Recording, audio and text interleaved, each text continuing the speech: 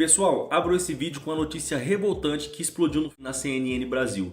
Eles revelaram um novo plano dos bolsonaristas para tentar passar a anistia goela abaixo no nosso país. Quando a gente acha que esses caras já fizeram tudo de mais baixo que era possível para tentar aprovar essa pauta, inclusive fazer o Congresso Nacional de refém, eles mostram que sempre podem piorar e agora vem com um plano revoltante de tentar sequestrar não só o Congresso Nacional, não só as câmaras estaduais, mas também as câmaras municipais. Ou seja, eles querem travar o andamento de todas as câmaras para pressionar o país pela anistia, caso ela não seja pautada na semana que vem. Olha só o novo plano dos bolsonaristas e do PL. Pois é, existe uma proposta, Leandro, das lideranças do PL nas principais capitais do Brasil, que caso a proposta da anistia não avance na Câmara Federal, eles vão começar a travar as pautas nas câmaras municipais. Já existe uma articulação para isso, existe um grupo de vereadores do PL em todo o Brasil. Esses vereadores já começam a falar sobre isso no grupo e também em seus discursos nas câmaras municipais. Em Belo Horizonte, por exemplo, o vereador Ville, que é um aliado de primeira ordem do ex-presidente Jair Bolsonaro, constantemente está aqui na capital federal, ele articula com outras capitais, como por exemplo Rio de Janeiro, São Paulo, Florianópolis, Recife.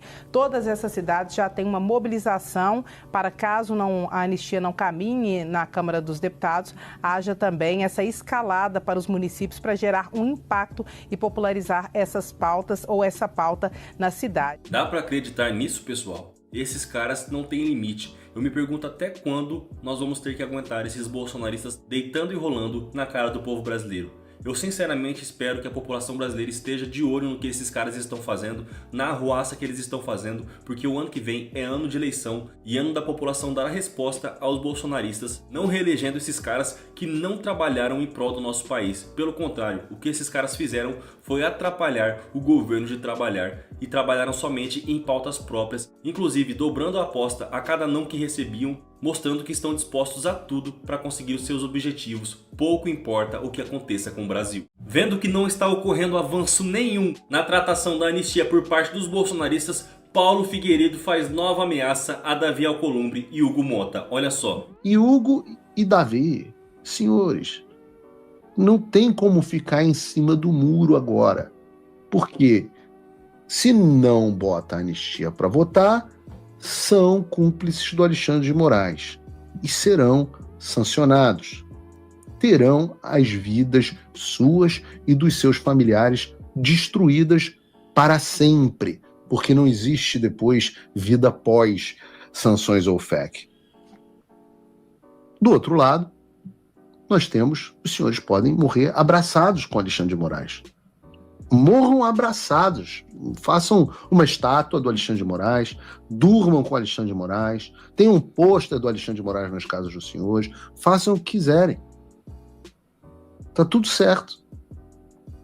Ou briguem com ele, que está enfraquecido, e botem o país para andar. A gente vai tentar ajudar. Dá para acreditar, pessoal? Novamente esses caras vindo ameaçar o presidente do Congresso Nacional, o senador Davi Alcolumbre, e o presidente da Câmara dos Deputados, o deputado federal Hugo Mota, com ameaças graves de que se eles não pautarem a anistia, terão a vida deles e de suas famílias destruídas pelos Estados Unidos. Os caras baixaram o nível, estão ameaçando até as famílias das autoridades brasileiras, tentando fazê-las de refém para que eles pautem a anistia aos bolsonaristas e o impeachment do ministro Alexandre de Moraes. Ou vocês votam a anistia, ou as tarifas vão continuar. Ou vocês votam a anistia, ou vocês também terão aplicada a lei da morte financeira. Ameaças aos presidentes das casas congressuais brasileiras sem o menor respeito institucional, sem o menor pudor, sem a menor vergonha, na explícita chantagem para tentar obter uma inconstitucional anistia ou em relação ao presidente do Senado Federal, o senador Davi Alcolumbre, obter o início de procedimento de impeachment contra ministros desta Suprema Corte, sem existência de qualquer indício de crime de responsabilidade, mas sim por discordarem da legítima atuação deste Supremo Tribunal Federal no exercício de sua competência jurisdicional concedida diretamente pela Constituição Federal. Ameaça essa aos presidentes das casas que já foi repudiada por ambos os presidentes com as notas da presidência da Câmara e do Senado Federal. Essa fala gigante serve de resposta ao vídeo de Paulo Figueiredo que vimos no início da matéria que eu trago para vocês aqui. Para Paulo Figueiredo, a gente só lamenta informar que não vai sair o impeachment do ministro Alexandre de Moraes e nem a anistia para o Bolsonaro. Podem chorar, espernear, dobrar a aposta, triplicar a aposta, que nada vai mudar para vocês. E para aproveitar que a gente está vendo aqui a atuação do ministro Alexandre de Moraes, vamos ver aqui a atuação de Flávio Dino. É sempre bom demais ver a sabedoria de Flávio Dino em quebrar as narrativas bolsonaristas, olha só. E se diz também, querido ministro Fux, mas não morreu ninguém. No dia 1º de abril de 64, também não morreu ninguém. Mas centenas e milhares morreram depois. Golpe de Estado mata. Não importa se isto é no dia, no mês seguinte ou alguns anos depois.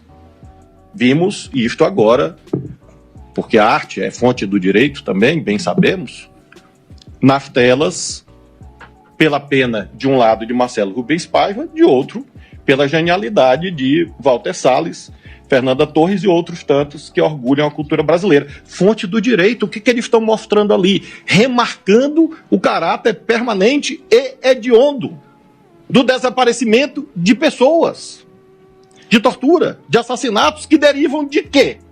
De um golpe de Estado.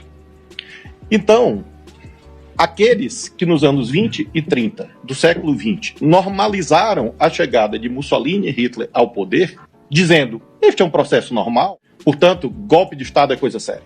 É falsa a ideia de que um golpe de Estado, ou uma tentativa de golpe de Estado, porque não resultou em mortes naquele dia, é uma infração penal de menor potencial ofensivo ou suscetível de aplicação até de um princípio da insignificância, a excluir a tipicidade.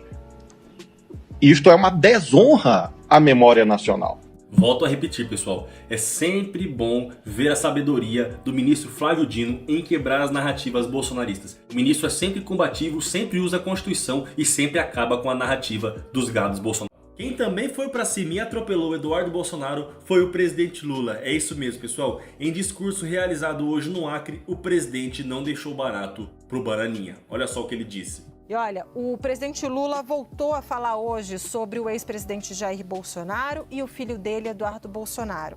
Em evento no Acre, Lula disse que Eduardo traiu 215 milhões de brasileiros com prejuízo das taxas dos Estados Unidos ao Brasil.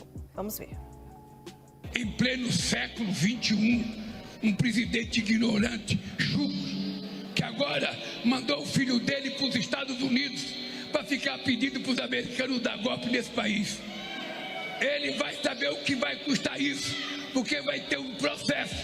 Esse moleque é traidor de 215 milhões de brasileiros com o prejuízo que os Estados Unidos estão dando a esse país. Pode ter certeza do seguinte, o governo brasileiro não quer ser mais do que ninguém, mas não quer ser menos do que ninguém. O presidente dos Estados Unidos aprenda a respeitar a soberania desse país. Aprenda a respeitar a soberania e a autonomia do Poder Judiciário brasileiro. E você, Petecão, por favor, não assine pedido de impeachment do Alexandre de Moraes, porque ele está garantindo a democracia. Tá aí, pessoal, grande discurso do presidente que foi pra cima de Eduardo Bolsonaro, chamou de traidor na frente do Brasil. Discurso na medida certa do presidente da República, porque esses caras merecem ouvir umas verdades.